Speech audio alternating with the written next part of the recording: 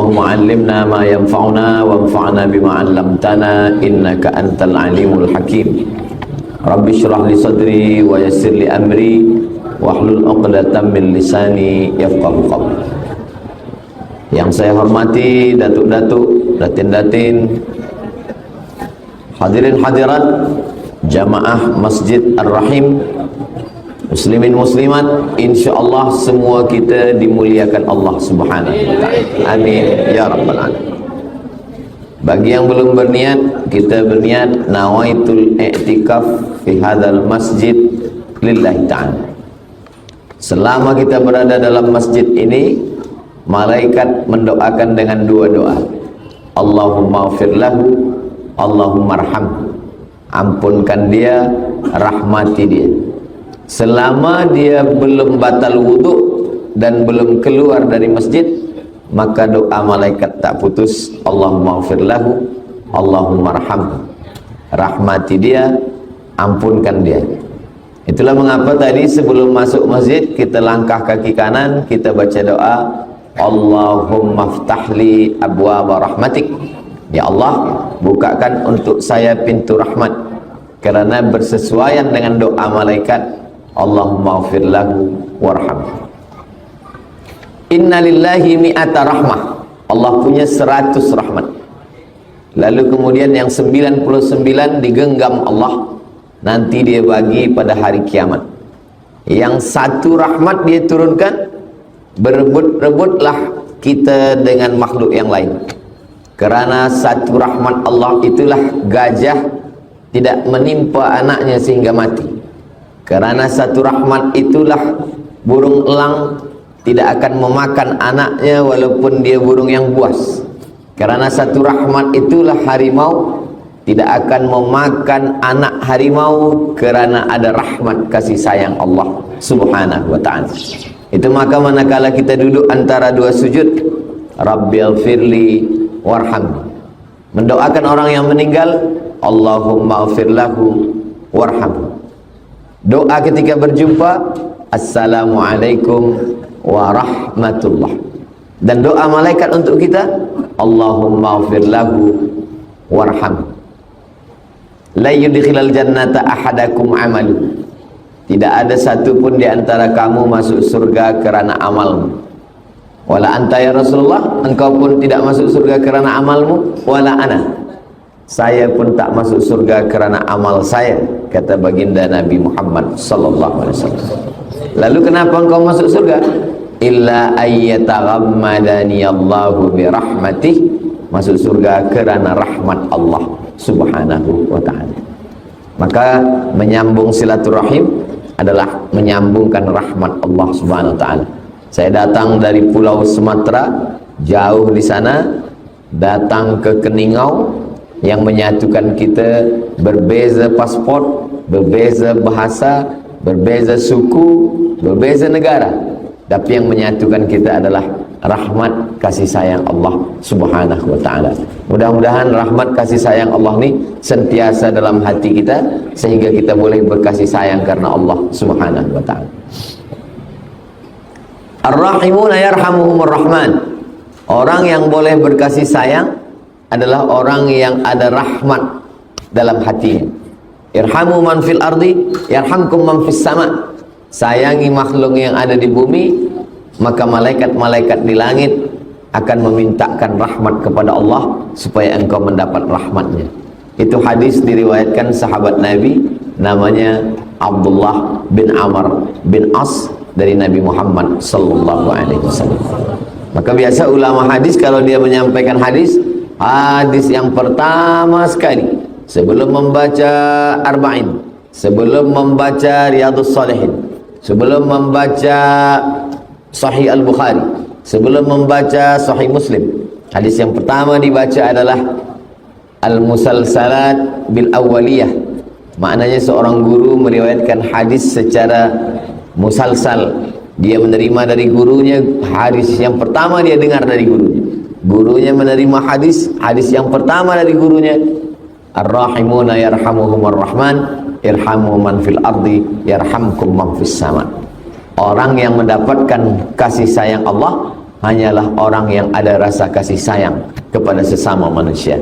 Irhamu man fil ardi, sayangi makhluk yang ada di bumi, yarhamkum man fis sama, maka malaikat-malaikat di langit akan memintakan rahmat kepada Allah supaya kita mendapatkan curahan rahmat. Mudah-mudahan kita sentiasa mendapatkan itu semua insyaallah. Amin ya rabbal alamin.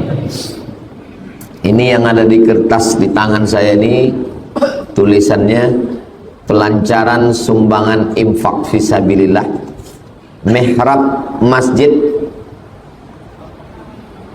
dan memperbaiki ruang wudhu muslimah Masjid Ar-Rahim Pekan Keningau, Sabah. Allah SWT sebaik-baik memberi balasan. Allah Maha Kaya, wallahu ghaniyun 'anil 'alamin. Allah Maha Kaya dari semesta alam. Kalau memang Allah Maha Kaya, kenapa dia tidak pakai innama amruhu idza arada syai'an ayyakula lahu kun fayakun? Kenapa dia tak gunakan kun fayakun lalu masjid semua ada? Maka kalau Allah pakai kun fayakun, masjid tegak, mihrab siap, tandas tempat semuanya sudah ready siap, lalu apa amal kita yang boleh mengalir hingga hari kiamat? Jadi banyak orang mengatakan, saya dah tolong masjid, saya dah tolong surau. Sebenarnya kita tidak tolong masjid, kita tidak tolong surau, kita sedang tolong diri kita sendiri. Jadi itu yang pokok pangkal yang pertama kali mesti kita betulkan dalam fikiran kita. Kita tidak tolong masjid, kita tidak tolong surau, kita tidak tolong anak yatim, kita tidak tolong fakir miskin. Karena ada tak ada kita, masjid tetap tegak berdiri. Kita tolong ataupun kita tolong, masjid tetap ada. Sampai hari ini tak ada masjid yang tumbang, tak ada masjid yang lapuk, semua tegak berdiri. Kita sebenarnya sedang menolong diri kita sendiri di hadapan Allah Subhanahu wa ta'ala. Mindset kita mesti kita luruskan. Sebab kalau tidak, kalau kita tolong masjid itu jadi, kita akan mengatakan kalau saya tak ada masjid tak jadi. Muncullah apa namanya ujub. Ujub artinya i'jabul mar'i binafsihi. Orang merasa ujub terhadap dirinya. Maka pokok pangkal yang pertama sebelum kita berwakaf, sebelum kita berinfak, sebelum kita bersedekah, saya bukan tolong masjid, tapi saya sedang tolong diri saya, kerana semua yang saya miliki ini akan tinggal. Maka kata Nabi SAW, kamu lebih sayang harta anak kamu daripada harta kamu sendiri. Kata sahabat, kami lebih sayang harta kami. Tidak. Kata Nabi, kamu lebih sayang harta anak kamu daripada harta kamu sendiri. Kata sahabat, kami sayang harta kami. Tidak. Kata Nabi, kamu lebih sayang harta anak kamu daripada harta kamu sendiri. Apa maksud cakap Nabi? Sebab semua yang kita miliki itu bila kita mati tinggal untuk anak kita. Rumah untuk anak, kereta untuk anak, kebun untuk anak, duit, semua yang tinggal untuk anak. Yang untuk kita, itulah yang kita masukkan ke dalam kotak infak, sedekah. Itu sajalah yang kita bawa mati. Maka kata Nabi, kamu lebih sayang harta anak kamu daripada harta kamu sendiri. Karena harta kita sendiri yang kita bawa mati tak seberapa. Yang lebih banyak kita tinggalkan adalah untuk anak-anak kita. Ada seorang ulama sedang menengok orang sakit. Menengok orang sakit, ada lilin hidup. Lilin menyala hidup. Kemudian orang yang sakit tadi sakratul maut, menghembuskan nafas yang terakhir, innalillahi wa inna ilaihi raji'un. Ulama tadi terus menghembus lilin, memadamkan, mematikan lilin. Padam lilin, gelap semua. Kata tetamu, ada orang meninggal, kita perlu lampu yang terang, kita nak takziah, kita nak baca yasin, kita nak tahlil. Kenapa ada orang mati kamu padamkan lilin? Kata ulama yang dekat lilin tadi, waktu dia hidup tadi, semasa dia hidup tadi, lilin ini punya dia. Tapi begitu ruh dia keluar dari jasad, sekarang lilin ini sudah punya anak dia. Dan kita belum minta izin ke anak dia untuk menyalakan lilin ini. Apakah mereka izin atau tidak?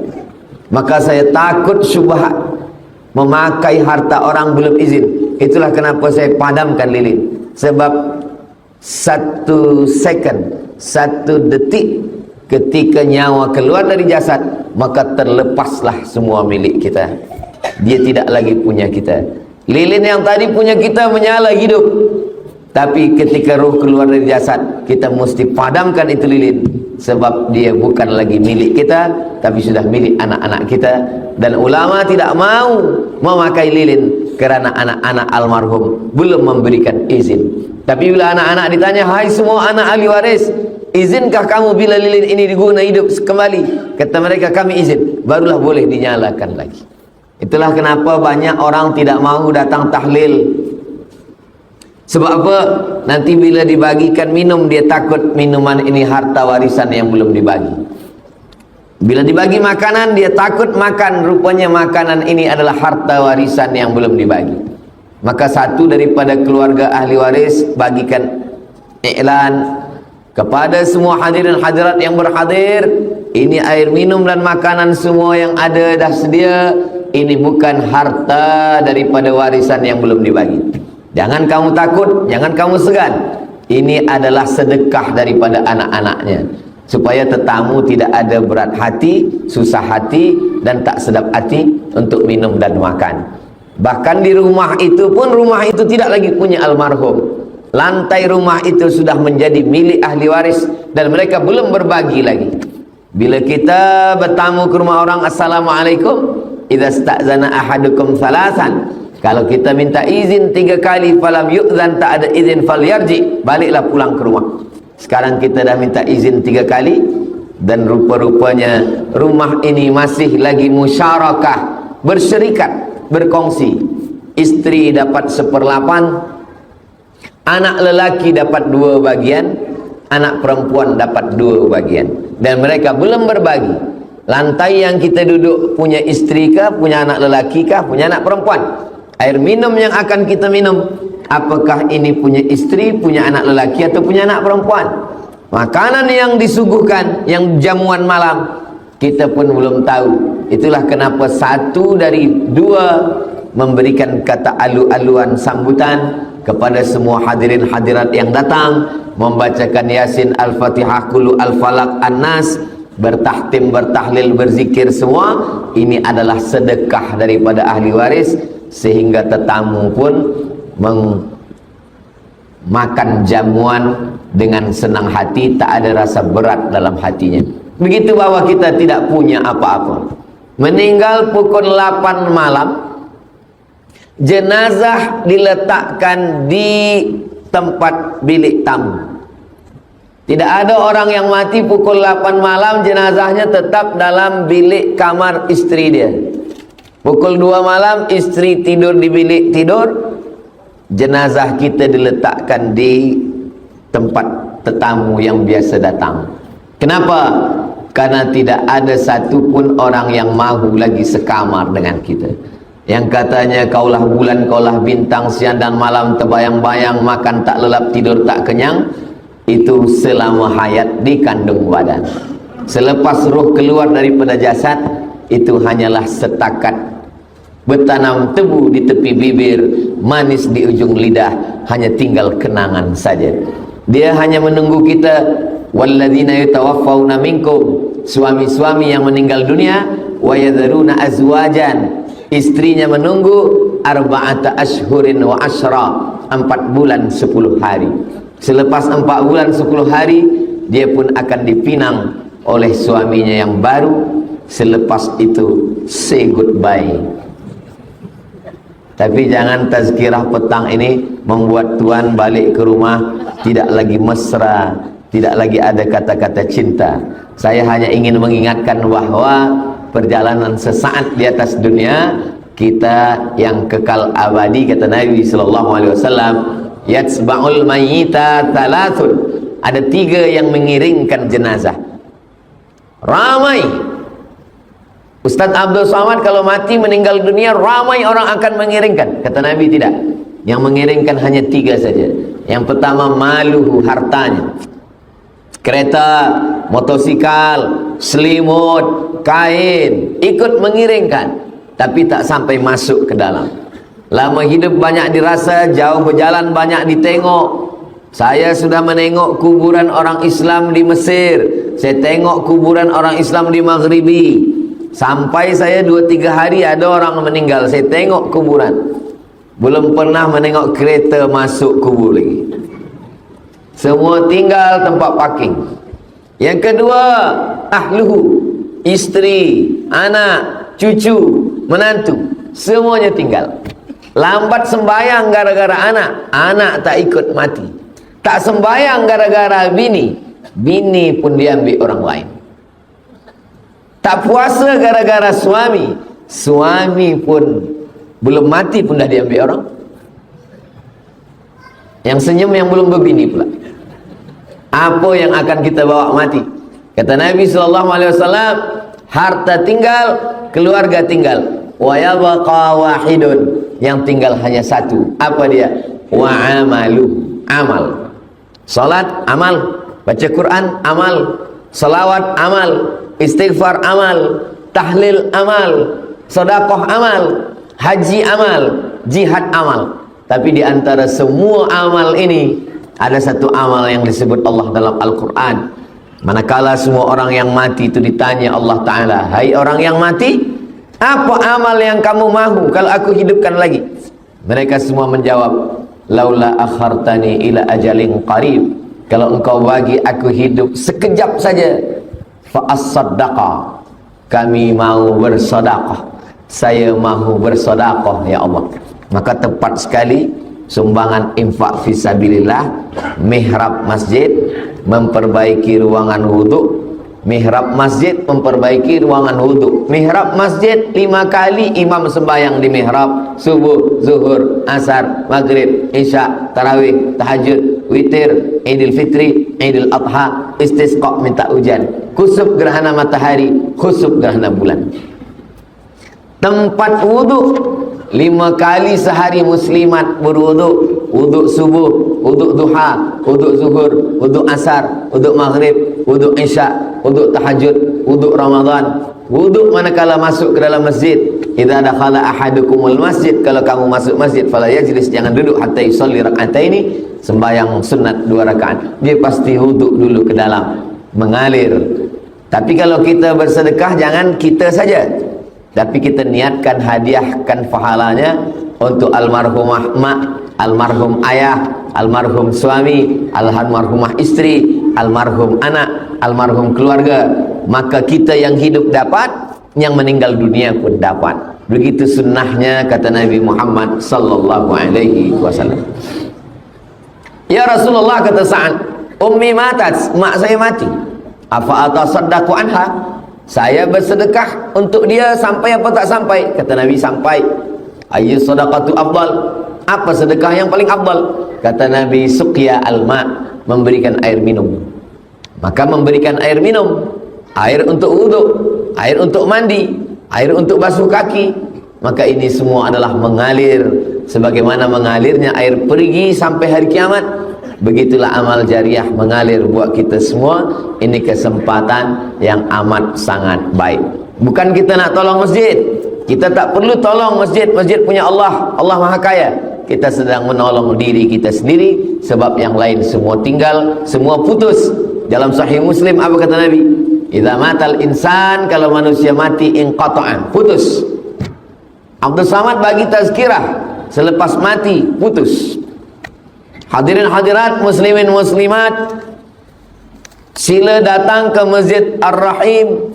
Tazkirah akan disampaikan oleh almarhum Abdul Samad. Tak ada lagi orang datang. Orang datang manakala kita masih hidup. Tazkirah semuanya putus. Sembahyang tahajud, bila kita dah mati, putus. Membaca Yasin, putus. Membaca surah Al-Kahfi, malam ini malam Jumat, putus. Tapi ada yang tetap mengalir. Inilah dia mihrab masjid, inilah dia tempat wudhu. Maka ini kesempatan untuk kita semua. Mengapa kita mesti bersedekah? Maka dalam beberapa hadis Nabi SAW memberikan alasan. Pertama, kata Nabi SAW, kullu mur'in tahta zilli sadaqati, setiap orang yang mati nanti akan dibangkitkan di padang mahsyar Tak ada tempat bernaung, tak ada tempat berlindung, tak ada payung, tak ada rumah, tak ada pokok kayu, tak ada gunung, tak ada bukit. Semuanya hancur lebur. Maka pada saat itu ada orang yang tenggelam kerana peluhnya hingga ke kaki. Ada yang tenggelam kerana peluhnya hingga ke pinggang. Ada yang tenggelam kerana peluhnya hingga ke leher. Maka di mana kita bernaung? Kata Nabi, kullu mri'in tahta zilli sadaqatihi. Orang akan bernaung di bawah naungan sedekah. Itulah kenapa kita perlu bersedekah, bukan untuk masjid, bukan untuk mihrab, bukan untuk tempat wuduk, tapi untuk diri kita di hadapan Allah ketika kita bangkit. Yauma yafirul mar'u min akhi, saudara kandung lari, wa ummihi, mak kandung lari, wa abi, ayah kandung lari, wa sahibatihi, istri lari, wa bani, anak-anak lari.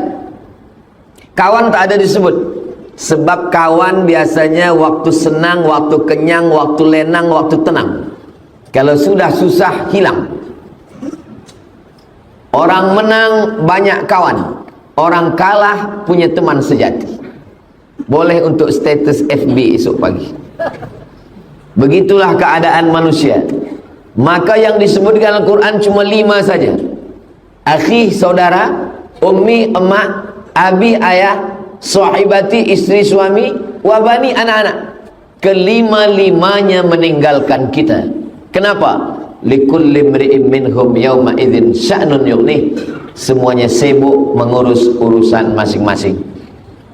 Jangankan di dunia, selama di negeri masing-masing sebelum berangkat ke tanah suci, berkawan, bersahabat dekat. Begitu sampai ke airport, mulai masing-masing cop paspor, masing-masing mencari koper. Begitu sampai beg, semua sibuk dengan urusan sendiri, tak lagi kenal mengenal.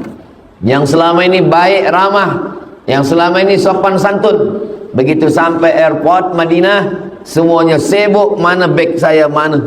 Dah lah dapat beg, semua dah keluar, baru dia tengok, oh ada Ustaz Abdul Somad.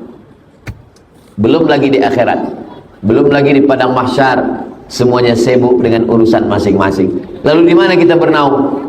Yang pertama, kullu mri'in tahta zilli sadaqatihi. Setiap orang bernaung di bawah naungan sedekah. Jadi kalau kita nak tolong Masjid Ar-Rahim, saya bukan tolong mihrab, saya bukan tolong tempat wuduk, saya sedang menolong diri saya di padang mahsyar nanti. Begitulah niat kita dalam hati. Karena kalau kita mengatakan ini dari saya untuk mihrab masjid, ini dari saya untuk tempat wuduk, bila dia jadi nanti kita akan berkata, kalau tak ada saya, maka tempat wuduk tak jadi. Kalau tidak ada saya, mihrab masjid tak jadi. Maka disitulah rusaknya amal kita. Kita sedang membuat persiapan untuk diri kita manakala nanti kita menghadap Allah Subhanahu wa ta'ala. Makanya kata Nabi SAW dalam sebuah hadis, hadis ini ada dalam Sahih Bukhari, ada dalam Sahih Muslim, rajulun tasaddaqa bi sadaqatin, ada orang yang bersedekah, fa akhfaha, dia sorokkan, dia sembunyikan, hatta la ta'lamu shimalu, sampai tangan kirinya tak tahu, ma amfaqat yaminu, apa yang diberikan oleh tangan kanan. Sebenarnya maknanya ini bukan tak boleh tahu. Tangan kanan berbuat, tangan kiri tahu. Tangan kiri melakukan sesuatu, tangan kanan tahu. Kenapa tangan kanan berbuat, tangan kiri tak tahu? Ini adalah mubalaghah. Ini adalah makna kiasan yang melampau. Maknanya kita rahasiakan. Tapi bukan berarti kalau orang tahu pahalanya hilang. Karena sahabat Nabi bersedekah, sahabat yang lain tahu. Utsman bin Affan memberikan wakaf perigi Bi'ru Raumah. Semua orang tahu sebab hadisnya masyhur. Abu Talhah memberikan perigi namanya Bayrahah di depan Masjid Nabawi. Semua orang tahu. Abu Dihdah memberikan 600 batang pokok kurma. Semua orang tahu. Abdurrahman bin Auf memberikan sedekah kepada pejuang yang ikut perang Badar. Semua orang tahu. Itu menunjukkan bahwa kalau orang lain tahu, amal kita tetap baik. Yang tak boleh itu adalah riya dan sum'ah. Riya mempertontonkan amal, menampakkan amal. Sum'ah memperdengar-dengarkan amal kepada orang lain. Adapun kita berbuat orang lain tahu, kita jaga hati kita. Lalu box infak di hadapan kita, duit dah kita siapkan, tak jadi kita masukkan sebab kita takut dipuji orang, atau kita masukkan supaya dipuji orang. Kata Imam Fudail bin Iyad, pendapat Imam Fudail bin Iyad ini disebutkan oleh Imam Al-Ghazali dalam Ihya Ulumuddin. Tarkul amal li ajlin nas riya.